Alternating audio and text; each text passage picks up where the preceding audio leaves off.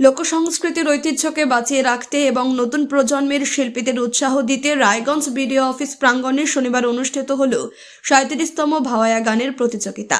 উত্তর দিনাজপুর, দক্ষিণ দিনাজপুর ও মালদা এই তিন জেলা নিয়ে আয়োজিত এই প্রতিযোগিতায় ব্যাপক উৎসাহ উদ্দীপনার সঙ্গে অংশ নেন শিল্পীরা। এই প্রতিযোগিতায় মোট ৪০ জন প্রতিযোগী অংশগ্রহণ করেন বলে জানান রায়গঞ্জের বিডিও কামাল উদ্দিন আহমেদ। ভাওয়াইয়া গানের সুর ও কথায় মুগ্ধ হয়ে ওঠে উপস্থিত দর্শক ও বিচারক মণ্ডলী। এদিন প্রতিযোগীরা স্বতঃস্ফূর্তভাবে অংশ নিয়ে তাদের কণ্ঠে ভাওয়াইয়া গানের আবেগ, বেদনা ও গ্রামীণ জীবনের ছবি তুলে ধরেন। ভিডিও কামাল উদ্দিন আহমেদ জানান, এই প্রতিযোগিতা শুধুমাত্র সাংস্কৃতিক প্রতিযোগিতা নয়, বরং লোক সংস্কৃতিকে সংরক্ষণ ও প্রচারের একটি গুরুত্বপূর্ণ মাধ্যম। তিনি আরও বলেন, এখান থেকে প্রথম, দ্বিতীয় ও তৃতীয় স্থান অধিকারীরা জলপাইগুড়িতে অনুষ্ঠিতব্য পরবর্তী স্তরের অংশগ্রহণ করবেন প্রতিযোগিতায়। জলপাইগুড়ির সেই পর্বে যারা কৃতিত্বের সঙ্গে উত্তীর্ণ হবেন তারাই রাজ্য স্তরের ভাওয়াইয়া গানের প্রতিযোগিতায় অংশগ্রহণের সুযোগ পাবেন।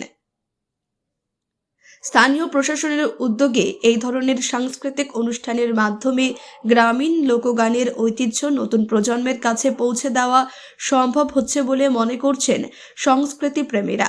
প্রতিযোগিতা চলাকালীন বিডিও অফিস প্রাঙ্গণ যেন ভাওয়াইয়া গানের সুরে সুরে এক আবেগঘন সাংস্কৃতিক মঞ্চে পরিণত হয়। আমার নাম কমল নাগ। বলছি যে কমলবাবু, দীর্ঘদিন আপনি সঙ্গীত জগতের সঙ্গে যুক্ত, আজকে এই ভাওয়াইয়া সঙ্গীত প্রতিযোগিতায় জাজমেন্ট দিতে এসেছেন, কি বলবেন আজকের এই?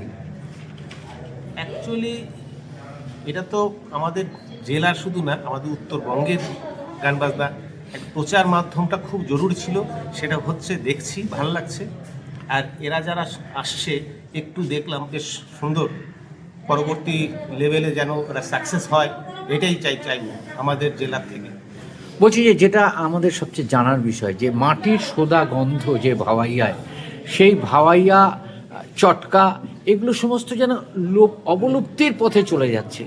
যে আব্বাস উদ্দিন আহমেদ যেটা চেয়েছিলেন যে এই ভাওয়াইয়াটাকে একটা জায়গায় পৌঁছে দিতে, কিছু শিল্পী এখনো চেষ্টা চালিয়ে যাচ্ছে, কিন্তু বেশিরভাগ ইয়ং জেনারেশন সেটাকে ভুলে যাচ্ছে। কি বলবেন? জেনারেশনের কথা তো আমি ঠিক, ওরাও শোনে না তা নয়, আমরা তো ভাবছি সামনে যেহেতু আসছেন অনেকটাই, কিন্তু তারা প্রত্যেকেই শোনে।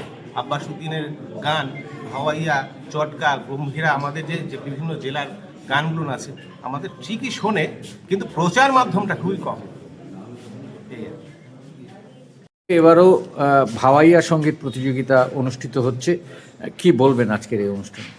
আজকে এই যে ভাওয়াইয়া সঙ্গীত প্রতিযোগিতা যেটা অর্গানাইজ করা হচ্ছে রায়গঞ্জ ব্লকে, এটা 3টে জেলা মিলে, মানে উত্তর দিনাজপুর, দক্ষিণ দিনাজপুর এবং মালদা। আমরা অত্যন্ত খুশি কি আমরা সৌভাগ্য কি আমরা রায়গঞ্জ ব্লক এই দায়িত্ব পেয়েছে এই পালন করার গত বছরের মতন। আজকে 3টে জেলার কম্পিটিশন এখানে হবে, যারা মানে এখানে উইনার হবে তাদেরকে আবার জলপাইগুড়িতে কম্পিটিশনে তারা অংশগ্রহণ করবে। সেখান থেকে যেটা পুরো স্টেটের যে প্রোগ্রাম যেটা কুচবিহারে হবে, সেইখানে তারা অংশগ্রহণ করতে পারবেন। এটা অ্যাকচুয়ালি বিসিডাব্লিউ দপ্তর থেকে উদ্যোগে এটা করা হয় পশ্চিমবঙ্গ সরকারের। এটা ভাইয়া আপনি জানেন একটা ট্রেডিশনাল ফোক মিউজিক ওয়েস্ট বেঙ্গলে, যেটা আমরা মানে প্রমোট করার জন্য। এটা নর্থ বেঙ্গলেরই গান, এটা কুচবিহার, বাংলাদেশের রাংপুর এইসব জায়গা থেকে অরিজিন আছে। আব্বাস উদ্দিন আহমেদ আমরা সবাই শুনেছি, তার স্মৃতিতে এটা অ্যাকচুয়ালি অর্গানাইজ করা আজকে। যারা আজকে অংশগ্রহণ করার জন্য এসছে 3টে জেলারই, তাদেরকে অনেক অনেক শুভেচ্ছা এবং অনেক ধন্যবাদ তারা অংশগ্রহণ করতে। কিন্তু প্রতিবারই আমরা দেখি যে এই ভাওয়াইয়া সঙ্গীতের ক্ষেত্রে প্রচার মাধ্যমটা খুব দুর্বল, যার ফলে অনেক শিল্পী জানে না যে এখানে ভাওয়াইয়া সঙ্গীত প্রতিযোগিতা অনুষ্ঠিত হচ্ছে। না, আমরা সার্কুলার সমস্ত জেলা প্রশাসনকে, 3টে জেলার প্রশাসনকে শেয়ার করা আছে, পিও অফিসেও শেয়ার করা আছে, আমাদের সোশ্যাল মিডিয়া হ্যান্ডেল যেগুলো আছে ব্লকের সেইখানেও আমরা করেছি, ডিআইসি অফিসেও ইন্টিমেট করা আছে, সেইখান থেকেও প্রচার করা হয়েছে। অ্যাকচুয়ালি এগুলো খুব ডাইং আর্ট, মানে যেগুলোতে যারা শিল্পী আছে তারা ঠিকই খবর পায়, তারা অংশগ্রহণ করে।